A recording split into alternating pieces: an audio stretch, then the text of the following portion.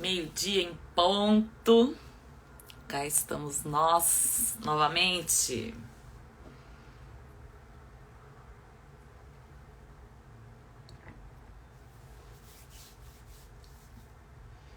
Olá para quem está chegando. Dando o tempinho inicial aí para o pessoal entrar.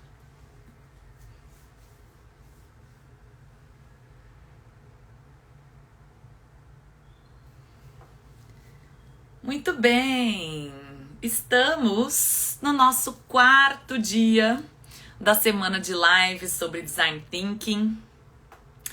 Para mim tá sendo uma delícia estar com vocês aqui, trocar com tanta gente boa, nossos convidados e convidadas maravilhosas. E vocês que estão contribuindo aqui nos comentários também. Tá sendo bem gostoso receber as dúvidas e os comentários de vocês. Então, por favor, continuem interagindo conosco.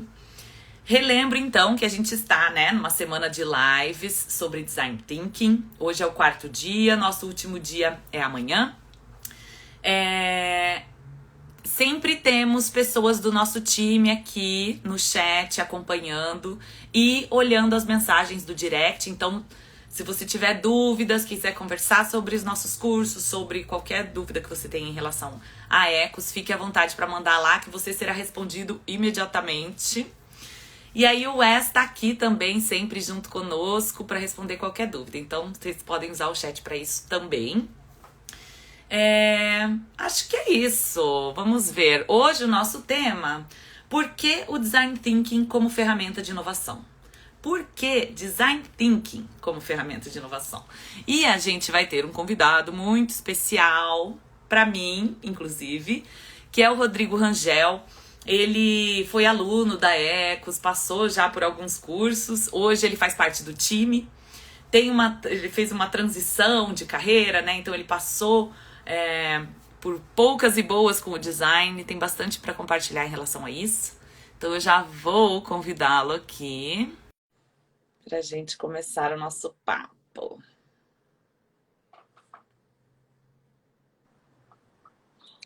Uhul! Hello! Olá! Bem-vindo, Rodrigo! Tudo bem? Eu amo que você tá sempre no fundo, bem natureza, bem delícia nas nossas reuniões e aqui na live também, adorei. Aproveitar o dia, que tem um sol bonito aqui, apesar do friozinho que faz, o galo que sempre canta na hora errada, para trazer um ambiente diferente aqui pra gente. Eu adoro, saudades de ouvir os galos cantarem. Lindo, olha lá, o pessoal já tá comentando aqui que adorou. Fica meio contra a luz, mas não tem problema, porque a gente tá vendo natureza, eu acho que tá tudo ótimo. Posso fazer uma mudança aqui para ver se melhora aí a luz. Vamos tentar. Olha, a gente tá vendo ainda... que beleza. Pronto, acho que deu uma melhoradinha. Ou não? Tá bom, eu acho que tá bom. Tá dando pra te ver. Se as pessoas acharem ruim, gente, vocês comentam aí. Falam, não, Rodrigo, a gente quer ver melhor o seu rosto. A gente vai fazendo adaptações. Muito bom, bem-vindo, Rodrigo. Uma alegria ter essa oportunidade de conversar com você aqui. E eu queria que a gente começasse com você se apresentando, Primeiro conta um pouquinho de onde você está vindo. Acho que é legal contar a sua história com o Design Thinking, porque tem uma coisa que a gente ouve muito aqui na Ecos, de muitas pessoas que nos seguem, que estão sempre conversando conosco, sobre transição de carreira. Acho que muita gente chega no Design Thinking nessa busca por novos caminhos, por como trazer isso também para os seus caminhos atuais. E acho que a sua história tem bastante fit com isso, então queria que você compartilhasse um pouquinho. Beleza. Bom, eu tenho... A minha formação é esporte. Eu formei em esporte na USP. E meu último trabalho foi na área de esporte, na área de gestão esportiva. Mas eu passei muitos anos sócio de empresa de eventos, com shows, trabalhando com bandas e tal. E já tive uma passagem pelo funcionalismo público, Como eu fui criado em Brasília, bem natural quando as pessoas aqui caminham para essa jornada no serviço público. E aí, em 2019, final de 2019, eu já estava bem questionador assim, do status quo onde eu estava inserido e o que eu estava vivendo, o meu próprio status quo, E aí eu comecei a buscar coisas diferentes, ideias diferentes, ou processos diferentes, enfim, outras áreas para tentar abrir a cabeça e expandir. E aí eu, zapeando, procurando nesse meu processo de pesquisa, eu encontrei o Design Thinking, e encontrei a Ecos. Fui fazer uma aula experimental, aí para aquilo ali para mim já foi assim, caramba, o negócio é outro, assim, parece que eu estou indo para um outro mundo, um outro universo. E aí eu comecei essa jornada no Design Thinking, fui fazendo os cursos da Ecos, veio a pandemia, pivotadas dentro do curso, pivotadas naquele contexto, né, da gente sair do presencial e para o online.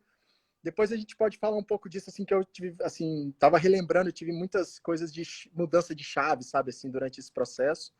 E aí entrei, aí, bom, né, fui fazendo essa jornada, cursos, cursei, terminei agora a especialização em design estratégico, aí na Ecos. Mas, paralelo a isso, né, eu venho desenvolvendo outras linhas de estudo, de aprendizagem, que é na ciência de dados, é nessa parte de inovação, de startups e tal. Então, assim, rapidamente é um pouco disso. Eu não sou formado em design.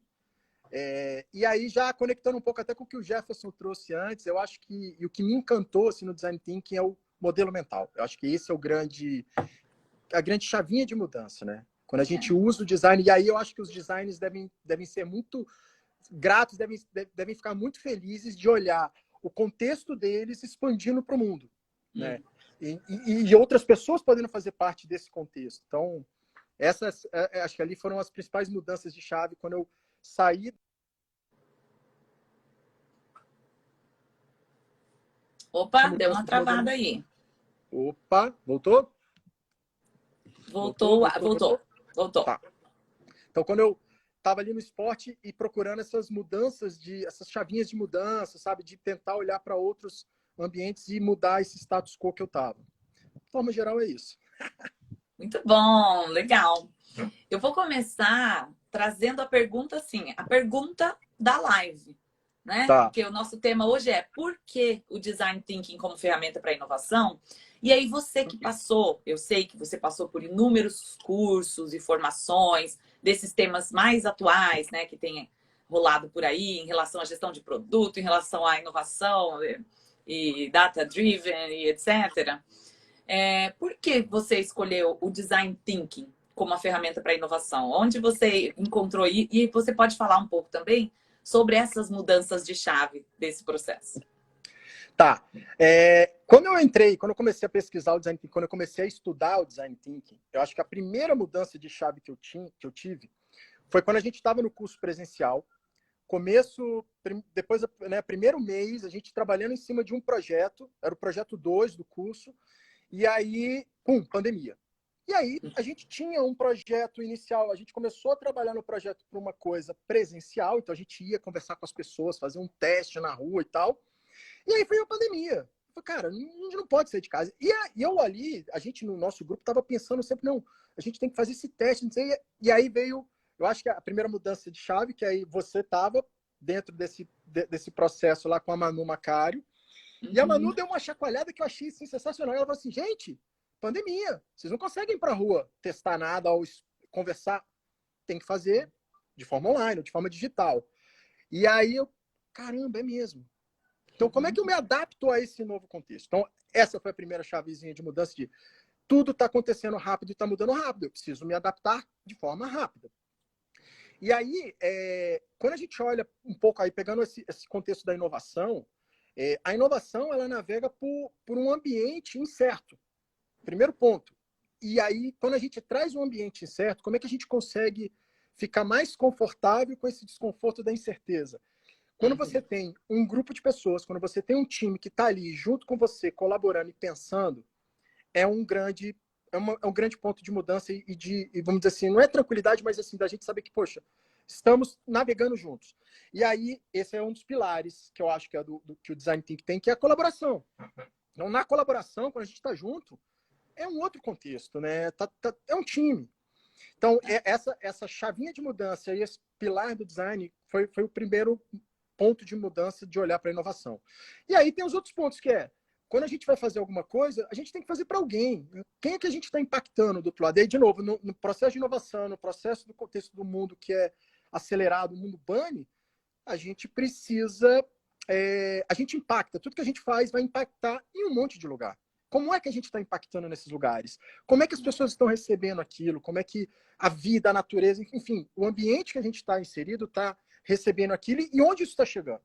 E aí acho que tem o lance da empatia, de você olhar outro pilar, né, do design thinking. Olhar, ter empatia, ter a colaboração, experimentar ideias. Eu acho que é a amarração que a inovação utiliza ou precisa, ou as pessoas que estão buscando inovar, tem que olhar para poder navegar nesse ambiente, porque o mundo está mudando absurdamente rápido. Então a gente tem que se adaptar muito rápido. Eu acho que esses são assim, os principais insights que eu tirei nesse processo ali que conectou com a inovação. Muito bom, legal. Então, aí eu gosto dessa abordagem, assim, de olhar para o design thinking como os valores.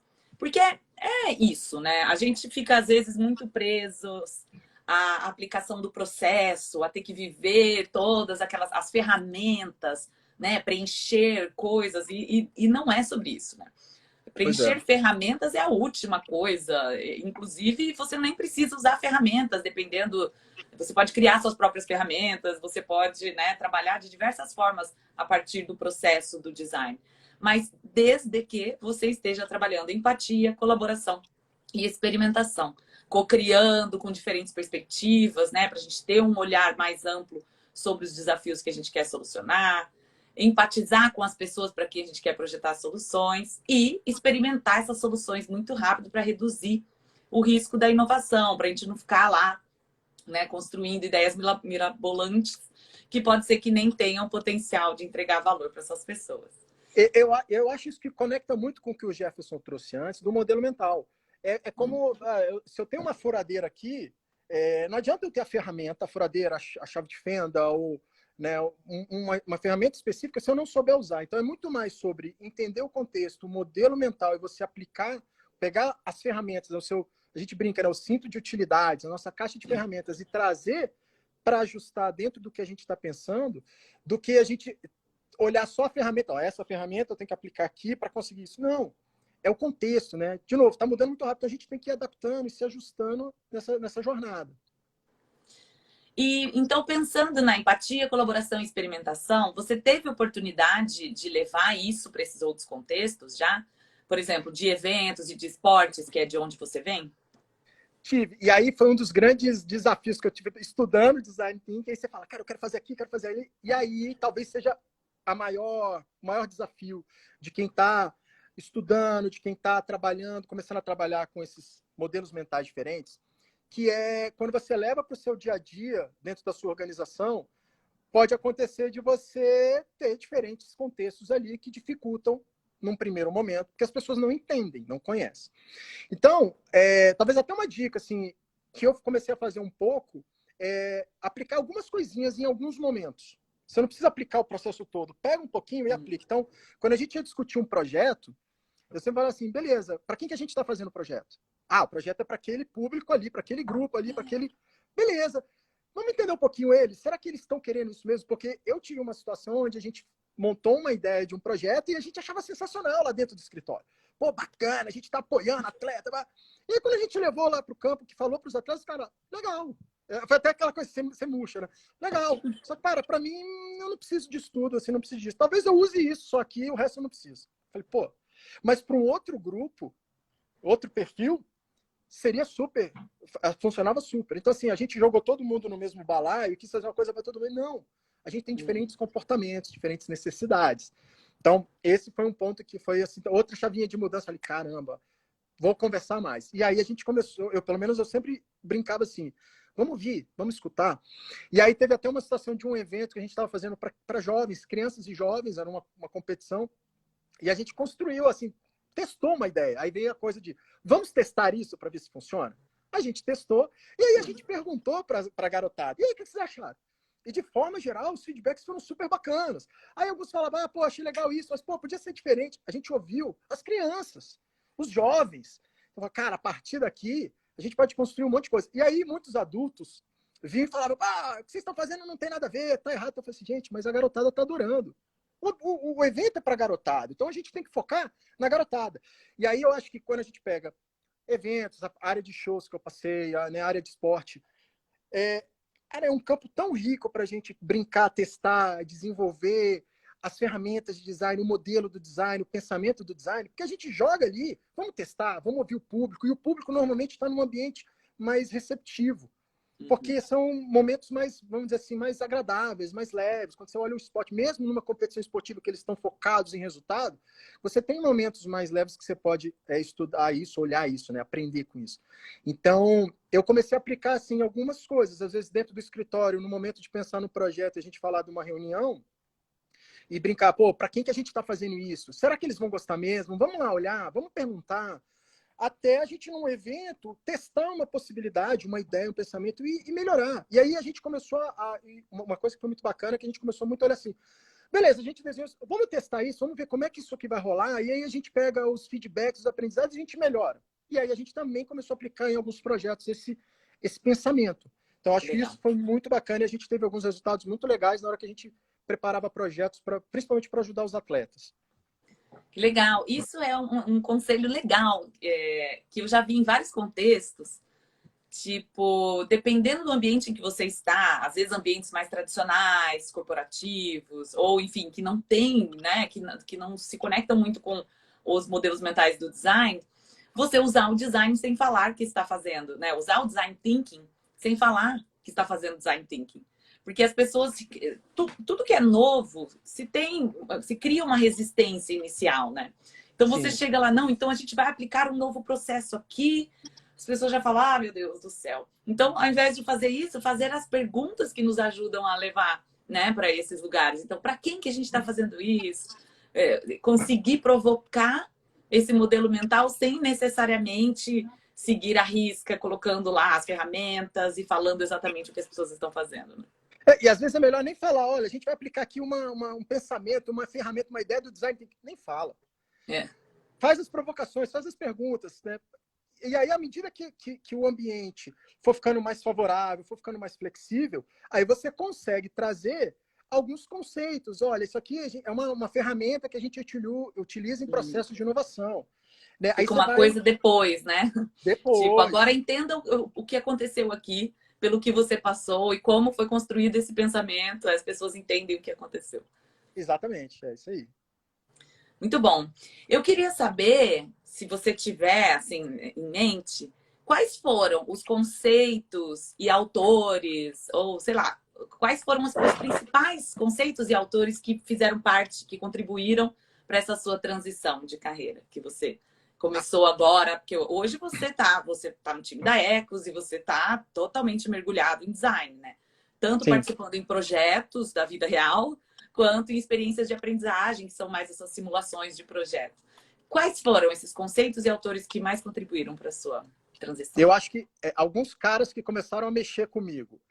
Tony Robbins, que é um cara de uma outra área, mas que falava muito desse desenvolvimento pessoal e de buscar, de ter flexibilidade e tal. Então, é um cara que eu comecei a ler e aí ele foi me despertando esse olhar para outras coisas. Um cara que, para mim, é uma das referências que eu sigo, eu gosto muito de acompanhar o que ele fala, o que ele traz, é o Simon Sinek, que a gente, inclusive, sempre traz referências dele nos nossos cursos. Porque o Simon tem um olhar, primeiro, do propósito, né? Ele começou com o Golden Círculo lá atrás, com o TED super, super assistido e tal, mas ele vem evoluindo, e aí, de novo, ele vem olhando o ambiente, vem falando dessas mudanças e evolução, e ele traz muito um contexto. Tem 2 livros muito bacanas dele que meu irmão catou aqui e levou para ler, que tá lá com meu irmão, senão eu até mostrava aqui para a turma, que é o Líderes Comem por Último. E aí, olhando para a liderança, eu acho que é um ponto também de mudança de paradigma e de modelo mental. E o Jogo Infinito, que onde ele traz o olhar que a gente não tem que ficar brigando com a nossa concorrência, disputando aqui eu e ele, ele fez, eu vou fazer, eu fiz, ele vai fazer. Não. A gente tem que olhar para mas o que a gente está jogando para frente, porque no final de tudo a gente está fazendo coisa para pessoas, para ambientes. Então a gente tem que entender o que está acontecendo muito mais do outro lado, né? Então esses 2 caras foram caras que mexeram comigo para mudar. E aí quando eu vim para o design thinking, eu comecei a ler algumas coisas. Acho que o Tim Brown é um cara total referência, né? Básico. O Don Norman, eu sou fãzaço dele porque eu acho que ele traz umas ideias, uns insights assim né, sobre a aplicação, né, das coisas, né, fazer as coisas olhando para a loja, para as pessoas. E tem um livro, até separei ele aqui, que eu li há pouco tempo, foi uma indicação da Nay, da nossa querida Nayara, que trabalhou aqui na Ecos. A Nay Saudades. e é esse livro aqui, O Design Humilde. Ah, que legal. Esse eu nunca li, não. Não? Conta aí para nós. É fininho. Charles Bezerra. É um livro super bacana, porque ele faz a gente olhar o design de uma forma mais humilde, assim, vamos simplificar as coisas, vamos olhar com calma, vamos olhar o que a gente está fazendo de diferença ali para as pessoas. É de um toque, assim, pô, acho ele genial, com insights que ele traz sobre esses contextos do design, e ele é um cara que vem dessa coisa do design, né? Vem da formação de design, ele já estuda isso há um tempo, então ele traz umas coisas super bacanas, assim, muito sutis, leves e objetivas, sabe? Vamos simplificar. Vamos simplificar, cara, a gente está ali para fazer a diferença para as outras pessoas, ponto. Né? Então, foi um cara que eu achei muito bacana e gostei de ler. Agora, tem outros aí já mais dentro da parte de negócio, né? O Roger Martin, que é o design de negócios, que eu também trouxe aqui para mostrar para a galera, que é esse aqui, que eu acho super bacana. E fala muito de negócios e do design thinking. E eu escutei há pouco tempo um podcast do Roger Martin num canal, Disrupt Yourself, o canal lá, o podcast. E ele falando muito do ambiente hoje de negócio, de como a gente pode construir times para trabalhar. Então você não precisa ficar só trabalhando numa tarefa dentro de uma área. Eu sou RH, eu só vou fazer RH. Não, por que a gente não monta um time para trabalhar em projetos ou em desafios? Vem um do RH, vem um do marketing, vem um da área de TI, vem um gestor, enfim. A gente amplia isso e aí ele trabalha muito esse ponto nos negócios e aí os princípios do design thinking entram de novo. Empatia, colaboração, experimentação. Então, esses são muito bacanas. Outro que eu estou lendo é o Design Thinking e o Design Doing do John Coco também, que é um cara muito fera, assim. Enfim, agora, assim, se eu pudesse indicar um livro para quem está começando, para quem quer mudar de área, para quem quer ampliar o campo de percepção desses contextos de mundo, como as mudanças e tal, aí eu acho que esse aqui, o Mindset da Carol Dweck, Legal. Obrigatório, porque ele fala exatamente disso, né? Da mudança de modelo mental, de você sair de um modelo mental limitante para um modelo mental de abertura, de descoberta. Então, e traz muitos conceitos, muitas referências de estudos científicos e tal. Então, eu acho que esse é o básico, assim, quer começar, tá com essas dúvidas todas, começa por esse. Muito bom. Ai, que delícia. Depois a gente podia fazer essa lista aí, ó. Por exemplo, Boa. Tem uma pessoa perguntando aqui. Repete, por favor, o nome do último autor. Ela escreveu isso, eu estava mostrando o Roger Martin. Então deve ser... Esse é o John Coco. John Coco, com K. Isso. Tem, o nome dele aqui, John Coco. Que fica virado para nós, né? Porque tá selfie. Certo. Mas talvez a gente possa escrever essa listinha nos comentários aqui. Depois vocês voltam para ler. Show. Mas fala o nome da pessoa, daquele do design humilde. Eu acho que é esse que ela estava querendo saber. Tá. O do design humilde é Charles Bezerra. Charles Bezerra. É um livro, olha, ele é fininho, simples, você lê uma sentada, mas olha, assim, confesso muito que legal. Sabe, ele deu uns estalos. Muito bom. Hoje, Rodrigo, que você tem atuado em projetos, aplicando design thinking, o que é para você o mais desafiador hoje, assim, que você sente? Na aplicação prática do design thinking mesmo. O que você sente que é mais desafiador? Eu acho que o primeiro desafio é quando a gente vai atuar ou na empresa, ou no projeto, ou às vezes até na experiência que a gente está dando. E o modelo tradicional que a gente foi educado, que a gente foi doutrinado, ensinado, direcionado, o design thinking ele provoca uma mudança de forma de pensar. Então, essa transição, eu acho que é o primeiro desafio. Porque tudo certo, porque a gente foi treinado desse jeito, a gente viveu nesse contexto. Então, é um processo que a gente precisa ter paciência, mas o principal tem que estar aberto a receber ou a tentar fazer essa mudança. Então, eu acho que esse é o primeiro desafio. O segundo desafio que eu acho, assim, as pessoas, e aí muitos gestores, até olhando um pouco mais assim em termos de empresa, muitos gestores falam, não, a gente tem que criar ideias novas, temos que inovar, temos que fazer isso e tal. E se você perguntar para 10 gestores, acho que 10 em 10 vão falar, claro que eu quero inovar, claro que eu tenho que trabalhar com inovação e tal. Mas na hora de você aplicar, existem pontos ou momentos onde isso vai ser colocado, vamos dizer assim, a prova que você vai ter que se arriscar. A gente tem que se colocar isso. Até por causa do mundo incerto, né? Se a gente não tentar coisa diferente, a gente não vai saber. Então a gente vai ter que tentar. E pode ser que a gente erre. Tá tudo certo. Como é que a gente aprende com esse erro? E tem muitas pessoas que ainda têm dificuldade de entender ou de lidar com esse erro. Então eu acho que esse seria o segundo talvez assim, insight, que está muito conectado com o primeiro, porque se você vem no modelo tradicional e você tem que mudar o pensamento, você tem que se abrir e aceitar mais. Errar, e aí você pode errar, o seu time pode errar. Você tem que aceitar que uma coisa não deu certo, simplesmente foi legal, às vezes não deu certo, ou não fez sentido para aquele público, beleza, vamos mudar. E você tem que abrir e ouvir as outras pessoas, trazer essa diversidade. Então, eu acho que esses 3 desafios inicialmente são acho que os primeiros desafios que a gente começa a lidar nesses momentos que vai trabalhar com projetos, com empresas. Porque não é sobre nós. A gente tem que sair de um ponto que não é sobre nós e é sobre quem está do outro lado sendo impactado pelo que a gente está fazendo. Eventualmente, podemos ser nós que vamos ser impactados. Ou algumas pessoas do nosso time, quando você vai usar processos dentro de uma empresa que você quer integrar a comunicação das equipes, você quer melhorar o acesso das equipes a projetos e tal. Beleza, vamos usar o modelo mental do Design Thinking, a abordagem do Design Thinking para melhorar isso? Vamos. E aí você está falando diretamente ali com pessoas que estão muito mais próximas e às vezes você está inserido ali. Mas fora isso, não é sobre você, é sobre quem está ali do outro lado sendo impactado. Então, esses processinhos, acho que esses 3 pontos principais é o que a gente precisa trabalhar mais para que a gente crie esse ambiente para a inovação. Que o lance é o ambiente. Você tem que criar o contexto ideal, né, para a galera se sentir confortável, se sentir segura de que ela vai errar e está tudo bem, de que ela vai tentar e pode não dar certo, está tudo bem.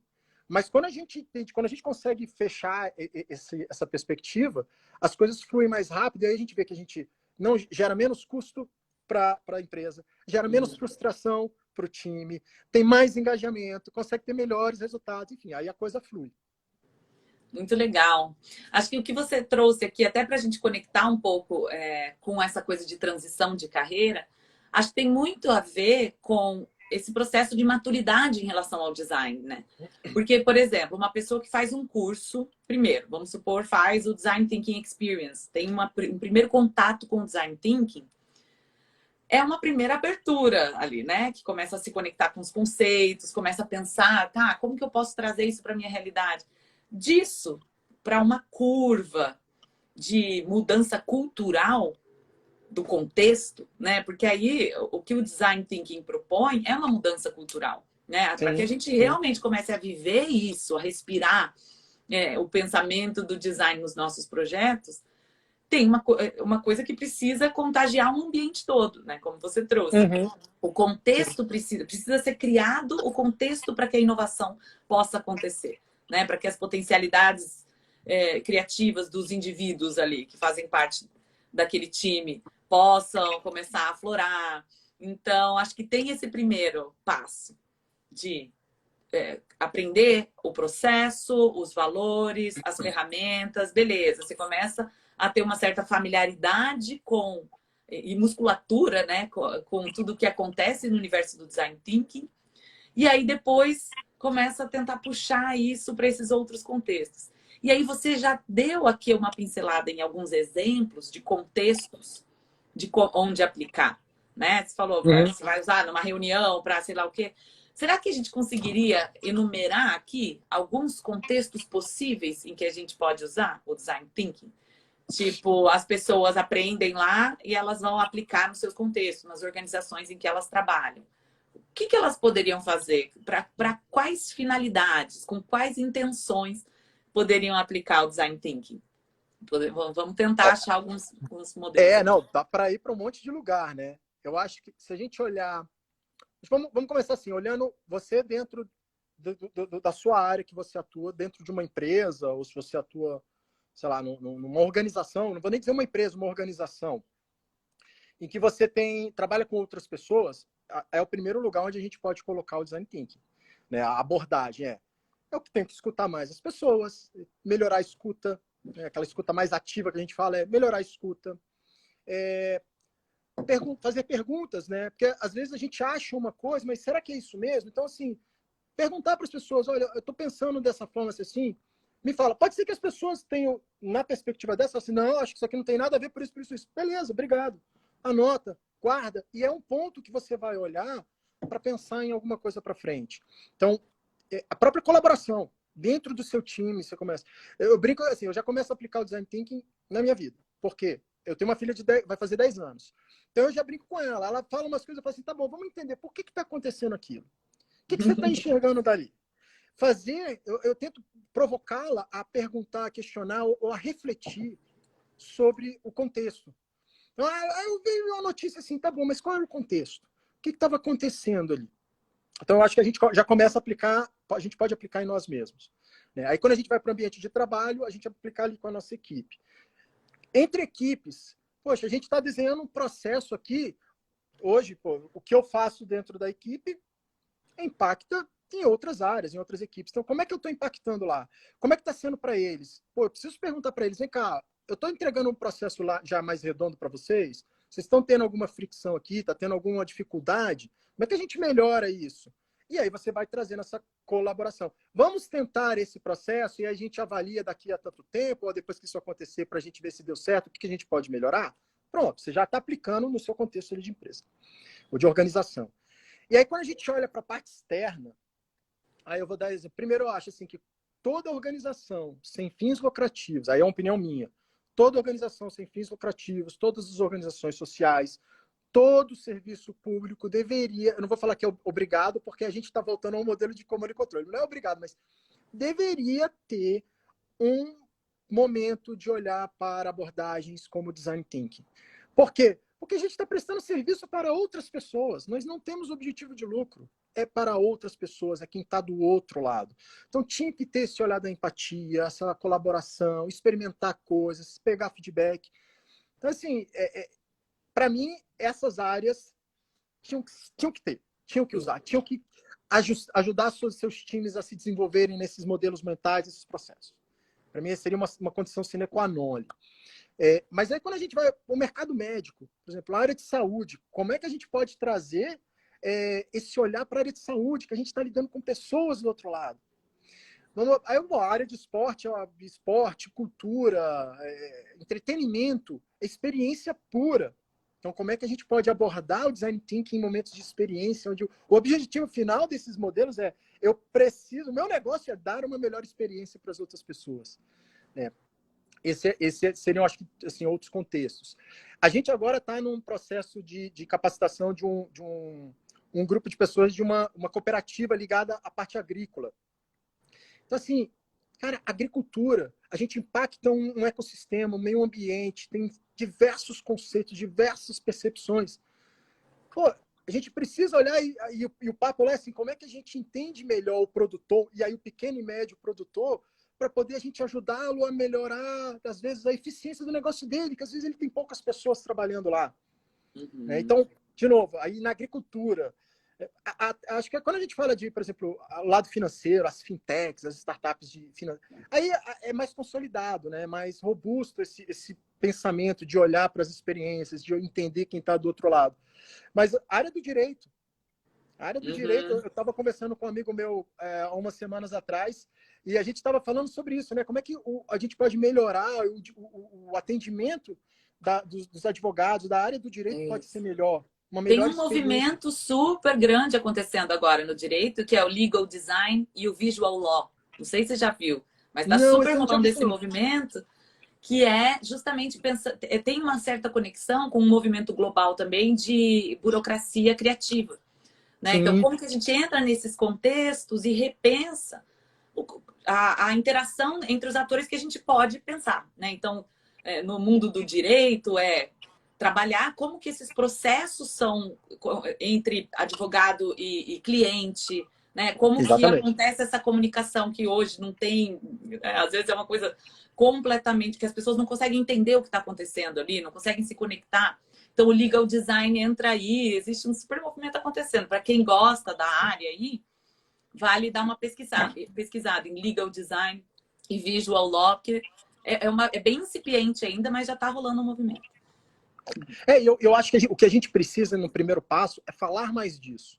A gente tem que provocar esses debates. Por exemplo, eu acho legal pra caramba a live, porque assim, a gente está falando disso, as pessoas estão escutando, estão começando a se conectar com o tema. Até assim, quem quiser fazer pergunta, quem quiser mandar dúvida, se a gente não souber aqui, eu não conseguir chegar numa perspectiva, a gente vai pesquisar e traz de volta. Então, eu acho que esse é o primeiro passo. E aí você consegue trazer para diversas áreas, né? Eu vou te dar um exemplo. Eu fui fazer um exame no laboratório. Levei minha filha para fazer um exame de sangue. E aí eu cheguei no laboratório, tinha um tablet, onde eu tinha que fazer todo o processo de, vamos dizer assim, de registro ali para fazer os exames, ali no tablet. E aí eu tinha que colocar do outro lado o papel com o pedido médico, dos exames, a minha carteirinha de convênio e tal. E eu falei, pô, o pedido médico eu até tenho na mão em papel, mas a minha carteirinha eu uso digital. O meu RG ele é digital. Então, eu vou ter que botar o meu celular ali para tirar foto. Aí o celular ficava mais para baixo. Eu não ficava para cima. Aí eu falei, pô, eu que sou uma pessoa que até consigo lidar bem com tecnologia, eu tive uma certa dificuldade ali. Aí eu saí e aí eu fiquei observando. Chegou uma senhora e ela estava com muita dificuldade. E aí, na primeira vez que eu fui, não tinha uma pessoa para dar um suporte ali. E aí veio até o segurança lá e falou, não, se a senhora não estiver conseguindo, beleza, pode ir lá, ó, te dou uma senha e vai lá.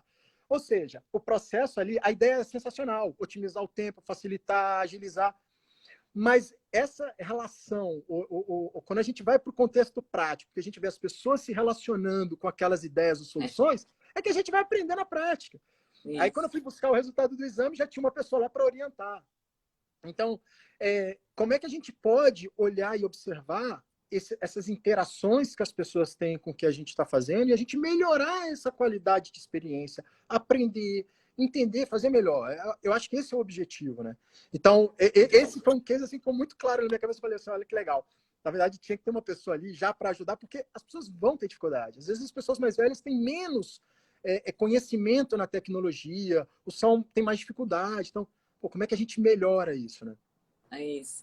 E sempre trazer o pensamento sistêmico também, né? Quem são as pessoas, todos os atores envolvidos ali naquela experiência, para que a gente pense, né, como melhorar a experiência, não apenas do usuário final ali, de uma pessoa, mas, por exemplo, a experiência do colaborador. O design ele pode entrar em tantos aspectos do negócio, né? Quem é o usuário que a gente coloca no centro do foco? Pode ser qualquer pessoa. Não necessariamente o cliente final, mas também as pessoas de dentro do negócio, ou, sei lá, os gestores podem ser o foco de um processo de design. Enfim. Tem uma pergunta aqui. Pode falar primeiro. Quer falar? Não, tá. Eu conectar assim. Às vezes a gente está fazendo... Eu vou pegar a área de eventos. Né? Você está fazendo um evento e você está... Na época de eventos a gente tinha quem monta o fechamento do evento, quem monta o palco, quem monta o som, quem monta os banheiros químicos, quem faz o camarote. Aí depois você entra com outra equipe. Quem que vai prestar o serviço no camarote de bar ou de alimentação? Olha o tanto de gente envolvida nesse ecossistema. Então, cara, como é que a gente pode melhorar essas situações? Porque tinha gente que chegava 6 horas da manhã para trabalhar e só saía depois do evento, porque passava o dia inteiro lá. Eu assisti uma entrevista do Leandro Hassum sobre a gravação de um filme, de um programa, e ele falou, cara, me mandaram chegar aqui esse horário, mas eu não vou trabalhar, eu não vou atuar agora, eu vou atuar só de tarde. E aí tem um monte de gente aqui que está aqui esperando, mas, cara, eu podia estar em casa descansando porque eu preciso da minha energia para poder interpretar bem, fazer um bom trabalho aqui.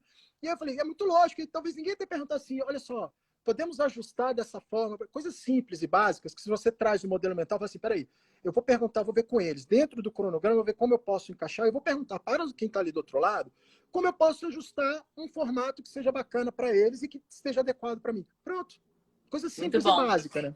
É muito dos conceitos que são trabalhados em design de serviços, né? A orquestração de todas as partes. Você olhar para um serviço que precisa ser orquestrado e como que se organiza essa participação toda, né? Para que o usuário e para que todos tenham uma experiência positiva e que o impacto seja positivo e gere valor no final, né?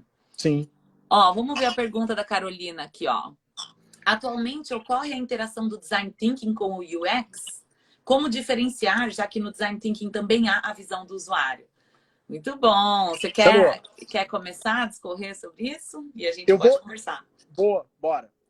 Até eu estou lendo um artigo agora que a Ju Proserpio compartilhou com a gente, que fala muito disso, né? Da atuação das pessoas que estão ali com o UX e do Design Thinking. Minha percepção hoje é que estão muito conectadas. Primeiro ponto, totalmente conectadas. Por quê?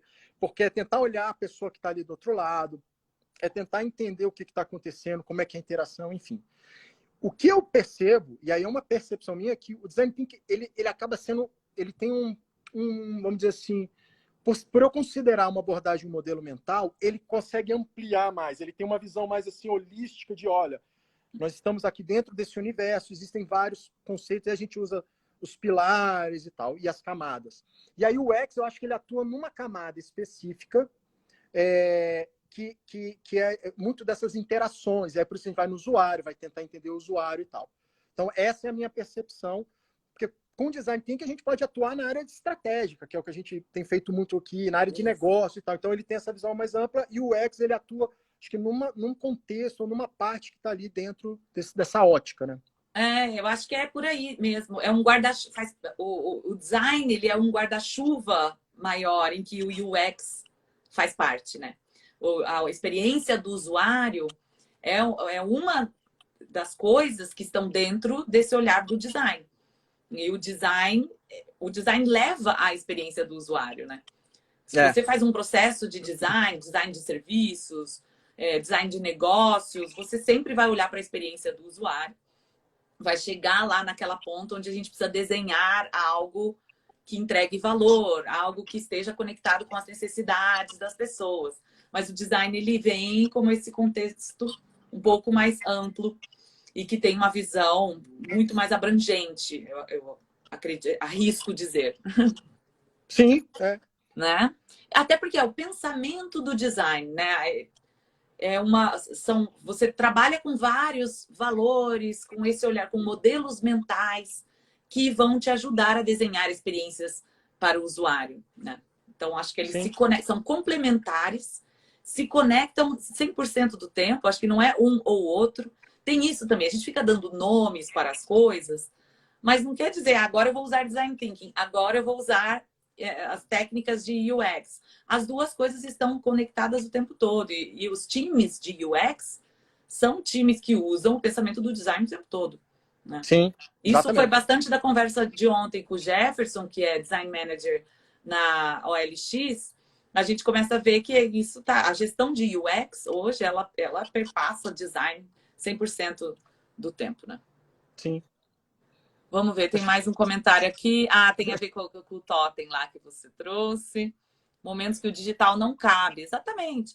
Ontem a gente falou isso também. Tem vários exemplos, né? Que a gente começa a ver. Não foi ontem, não. Foi numa outra live aí que a gente falou de um exemplo de que o banco queria digitalizar o processo, só que aí você vai ver o usuário final, não usa, não faz esse processo pelo celular, não faz esse processo por meios digitais. Né? Então, a gente precisa sempre conseguir entender qual é a melhor experiência para os contextos daqueles usuários e o que a gente pode fazer com isso. Eu queria pegar esse gancho que a Gisele trouxe, porque aí eu acho que, aí de novo, quando a gente aplica o modelo mental, a gente começa a observar de forma diferente. Porque muitas vezes as pessoas falam assim, não, eu tenho que ter um aplicativo. Será mesmo que você precisa ter um aplicativo? Eu tenho que contratar uma pessoa de análise de dados, porque eu preciso trabalhar com dados. Peraí, seu time nem sabe lidar com os dados, nem conversa sobre dados, e você vai trazer uma pessoa? Não, peraí, vamos entender. Aí, o modelo mental, vamos entender primeiro o contexto, vamos começar a preparar as pessoas para aquilo, para que elas conversem, colaborem. Aí a gente vai chegar naquele ponto, mas você tem que ir com passo a passo. E aí tem muito desse efeito manada. A gente tem que fazer, até o outro está fazendo. Eu brinco agora, as NFTs. NFTs, são acho que um processo assim, de evolução e de contexto super bacana que a gente está aprendendo, está entendendo. Aí lançaram o NFT no esporte. Tem um monte de ação super bacana. Uhum. Mas tem também um monte de gente que fala assim, não, eles fizeram, eu tenho que fazer. Peraí, qual é o objetivo que você está fazendo? Para quê? Às vezes você não precisa daquilo. Talvez uma coisa super simples, que não é tecnologia, e aí desmistificando um pouco, né? Inovação não necessariamente é tecnologia. Óbvio que quando você está numa organização que você tem inovação com tecnologia, ou uma ideia inovadora com tecnologia, ela pode potencializar e ganhar escala. Eu acho que a escalabilidade tem que estar ligada à tecnologia, mas inovação, quando você traz soluções novas que impactam na vida das pessoas, eu acho que não precisa ter tecnologia. Coisas básicas e simples já tem um impacto muito grande, né? Então, eu acho legal ela trazer essa coisa assim, teórico digital não é necessário, a gente pode caminhar de uma outra forma. Muito bom. Conectando um pouco com o que você acabou de falar também, quando a gente quer, né, fica querendo fazer aquilo que estão fazendo, acho que tem uma coisa que está super em alta e as pessoas olham para o design thinking e acham que é por aí que precisa começar, também, mas assim, onde eu quero chegar? A pesquisa com o usuário, né? Quando você vai pesquisar, observar, né? Porque a pesquisa ela não pode ser só entrevista, você traz as pessoas, vai conversar com as pessoas. A pesquisa do design precisa passar por observação, por você sair da sua sala e ir ao contexto onde o problema acontece, né? Para que você possa observar comportamentos, entender coisas que as pessoas não são capazes de te contar. Então, você precisa ver como que as pessoas interagem com aquilo que você quer melhorar ou aquilo que você quer criar de novo. Por exemplo, você estava falando aqui de idosos e tecnologia. Você observar um idoso utilizando, tentando pagar uma conta pelo aplicativo, ao invés de só pedir para a pessoa te contar como ela faz aquilo. Então, todas essas questões. Agora, vamos supor que uma empresa queira trazer esses processos para dentro do seu time. E aí, conversa com um monte de gente, começa a observar, traz aquele monte de informações. Imagina se não para refletir como que você vai lidar com todos esses dados. Então, é muito perigoso também você, né, traz aquele boom de informação, mas aí você não... Isso é até um conceito muito trabalhado nos livros do John Coco, esse que você trouxe aí do Design Thinking, é o Design Doing. Tem vários livros dele. Ele é o mestre da síntese. Ele fala muito de como a gente trabalha esse monte de informações que são geradas quando a gente vai a campo, quando a gente se conecta com o usuário mesmo e com outras pessoas, né, outras perspectivas sobre o problema, e depois a gente faz o que com tudo aquilo? Então é preciso uma inteligência também, uma forma de se trabalhar com o time, a colaboração e essas diferentes perspectivas para trabalhar essa síntese. Né? Como a gente agora transforma, que em inglês é chamado de making sense, então como criar sentido a partir dos dados que são coletados e agora como que a gente transforma isso em inteligência para os nossos produtos, para nossos serviços, para criar soluções que realmente impactem a vida das pessoas. E isso é muito bacana, Nath, porque quando a gente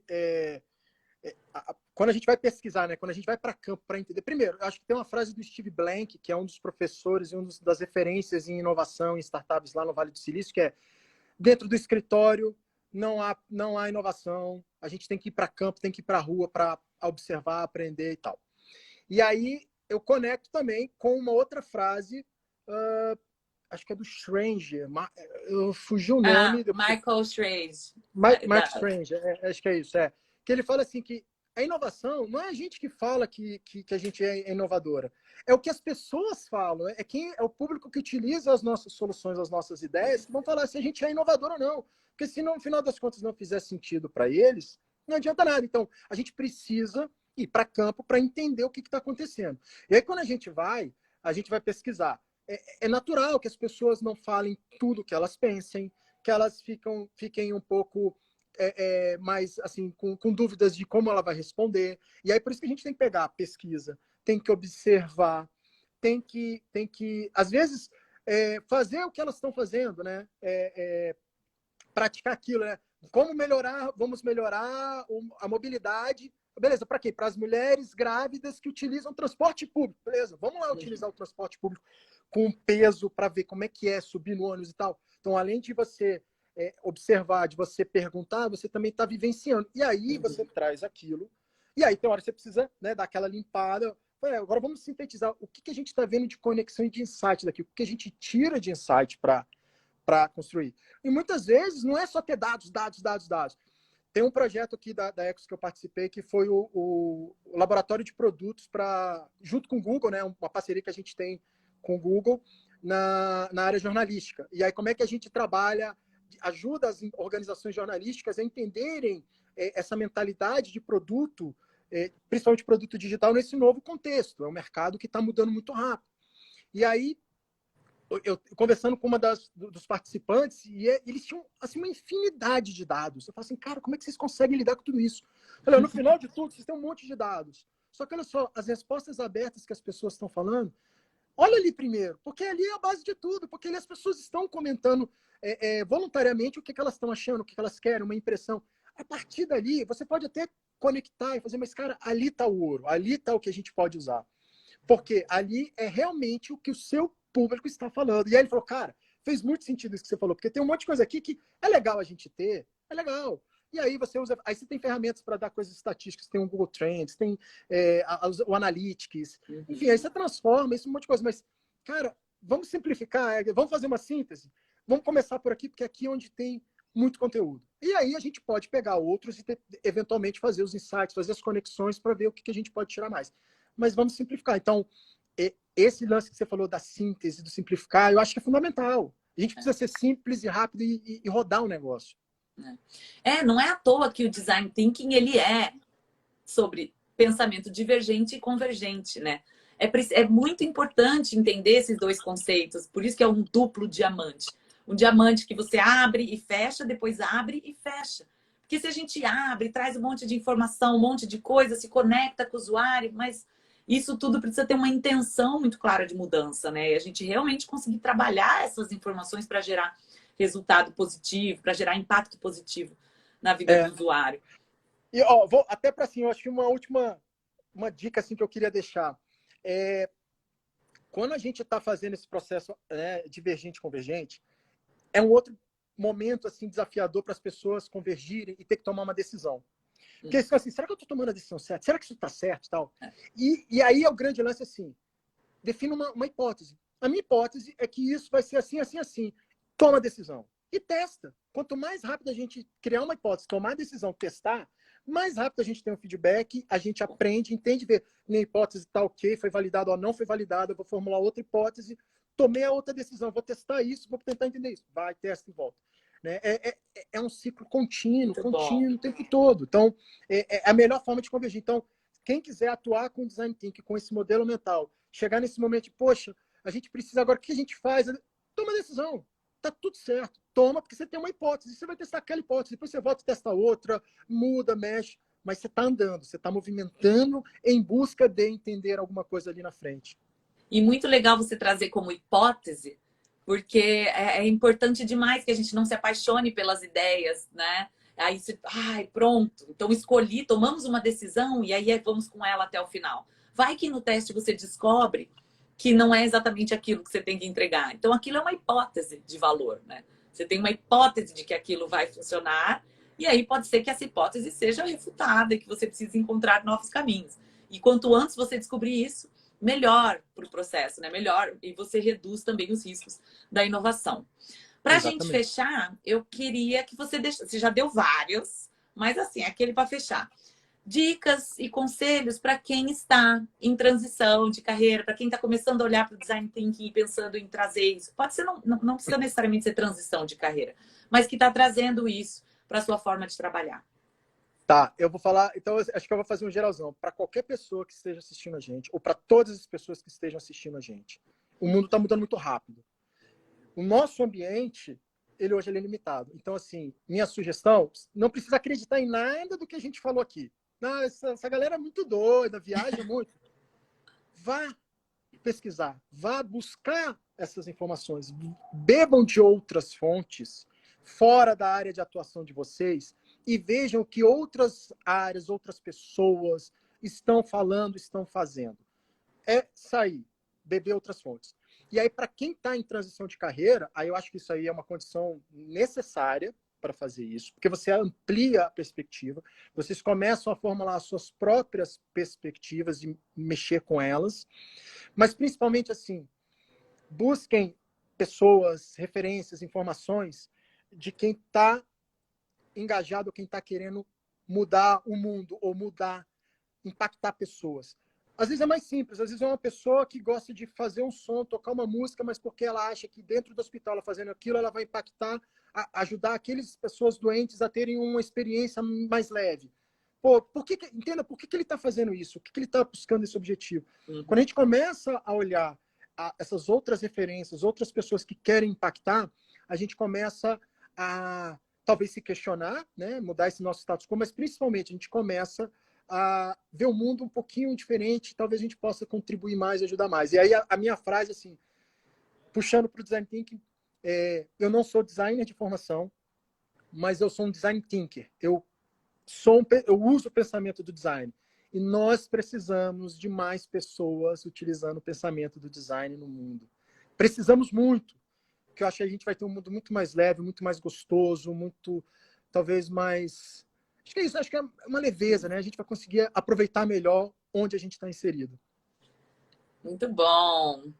Ó, a Gisele escreveu aqui, quero dicas de como levar esse mindset de design para lideranças mais tradicionais e como trabalhar com cultura também. Volte amanhã, Gisele, e aí a gente conversa um pouquinho mais sobre isso, porque agora a gente já vai fechando por aqui.